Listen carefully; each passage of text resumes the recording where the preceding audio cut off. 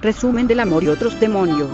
Por causa de la mordida de un perro a una niña llamada Sierva María de los Ángeles de 12 años, hija del marqués y de Bernarda, la excluyeron de su familia porque en aquella época decían que la rabia era una enfermedad contagiosa incurable y de posesión. Gracias a su padre la internó en un convento por un comentario que le hizo el obispo porque Dios se podía encargar de ella. Sierva María era considerada endemoniada porque gritaba, sufría de convulsiones y se comportaba de manera extraña, pero esto se debía ya que se había criado con los esclavos, la única que le expresaba cariño a Sierva María era su nana, ya que ella fue la única que verdaderamente la entendió. Durante el tiempo ocurrido en el convento, conoció al padre Cayetano de Laura, discípulo del obispo. Al pasar un tiempo, Cayetano se percata de que le está constantemente pensando en Sierva María y que sienta una tranquilidad cuando estaba con ella y asimismo siente una desesperación cuando está lejos de ella. Por fin él llega a una terrible conclusión: estaba enamorado de Sierva María. Finalmente se lo confiesa al obispo y como castigo fue enviado a un hospital de los leprosos y allí sus funciones incluían dirigir misa de las 5 de la madrugada. Sin embargo, Cayetano busca la forma de visitar a Sierva María mediante el uso de unos túneles. Todas las noches Cayetano visitaba a Sierva. Todas las noches ambos charlaban por horas, se inundaban de besos, se recitaban versos hasta que llegaba la hora en que Cayetano tenía que irse.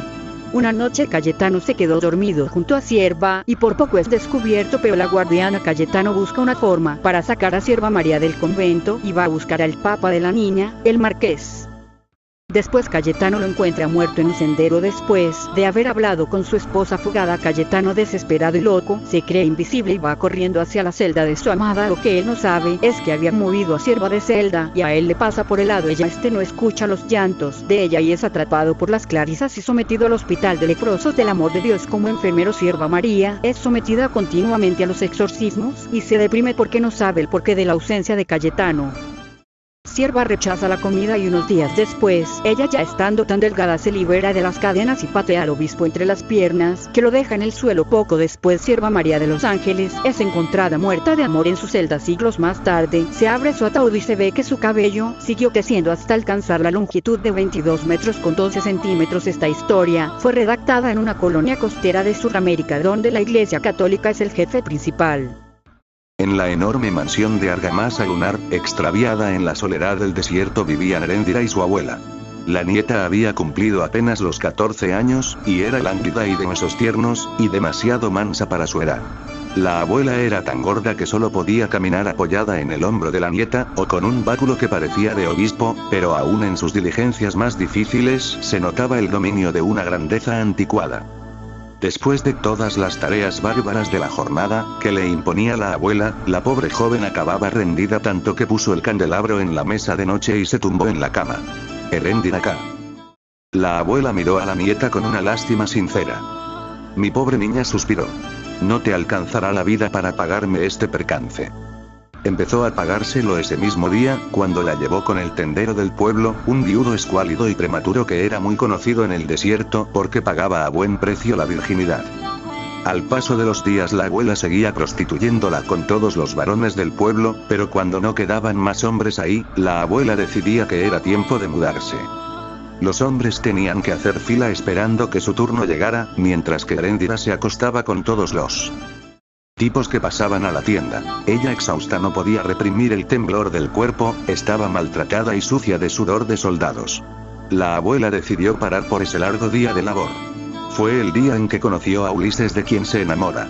Ulises le propone a Heréndira fugarse con él. Ella cede, pero se le es imposible lograrlo. Tiempo después se reencuentran. Ella no puede separarse de su abuela, ya que la tiene encadenada. Entonces Heréndira le pregunta a Ulises que si sería capaz de matar a su abuela, y él responde que haría todo por ella. Lo intentan una vez pero es inútil, otra vez y no funciona, así que él decide acuchillarla. Lo logra, pero Heréndira huye con el dinero que reunió, dejando a Ulises a su suerte. Jamás se volvió a tener la menor noticia de ella ni se encontró el vestigio más ínfimo de su desgracia. Estuvo saliendo con ella durante mucho tiempo, y en ese tiempo él se dio cuenta de los errores del polóleo, que eran la idealización y la premura pasional. También se dio cuenta que el amor se basaba en tres cosas, que le dio el nombre de los tres pilares del amor. Eran la intimidad emocional, la afinidad intelectual y la atracción química. Retomándolo de su enfermedad, él logró curarse. Todo se inicia con una familia llena de cualidades y defectos como cualquiera. Cada uno tenía su estigma que lo hacía resaltar del resto de sus parientes. Esta familia era constituida por el padre, Severo, la madre, Nive, los hijos, Rosa, Clara y 9 más. El resto eran amigos o colaboradores. Esteban Trueba, amigo de esta familia, cometió el error de enamorarse de la hermosa Rosa. Para poder casarse con ella, parte a provincia con rumbo a las Tres Marías, fundo que heredó de su padre. Él tuvo la idea de explotarlo, con el fin de hacerse rico. Económicamente, el tiempo que estuvo en su campo, le sirvió de mucho para sus pretensiones. El gran problema que por necesidad viola a toda campesina que se le cruza por el camino, dejando un legado de hijos ilegítimos, que con el tiempo le acarrearían muchos problemas. Rosa murió y Esteban, para consolarse, se casó con Clara.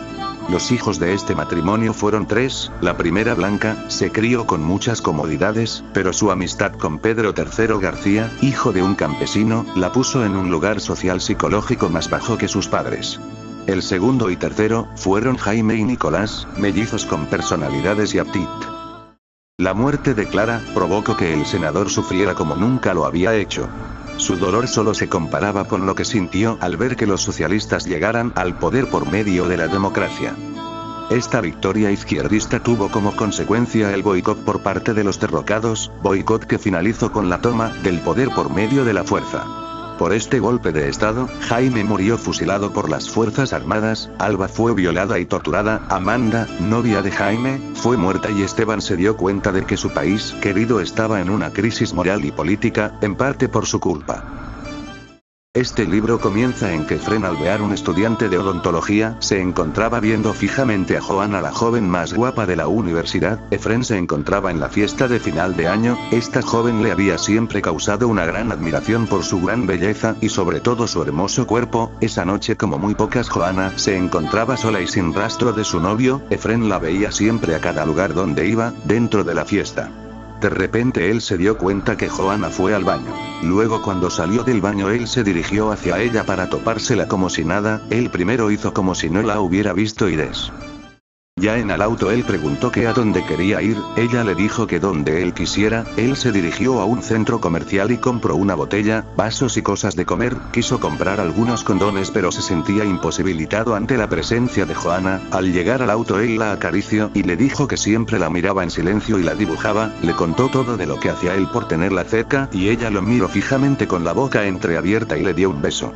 Él enseguida le dio otro y enseguida se encontraron los dos ardientes. Era hora de que él actuara. Se dirigió a unos departamentos que él conocía. Ella le preguntó que a dónde la había traído y él respondió que ahí podían conversar y beber más a gusto. Ella se fue a dar un baño y cuando salió solo con la bata pasó lo que tenía que pasar.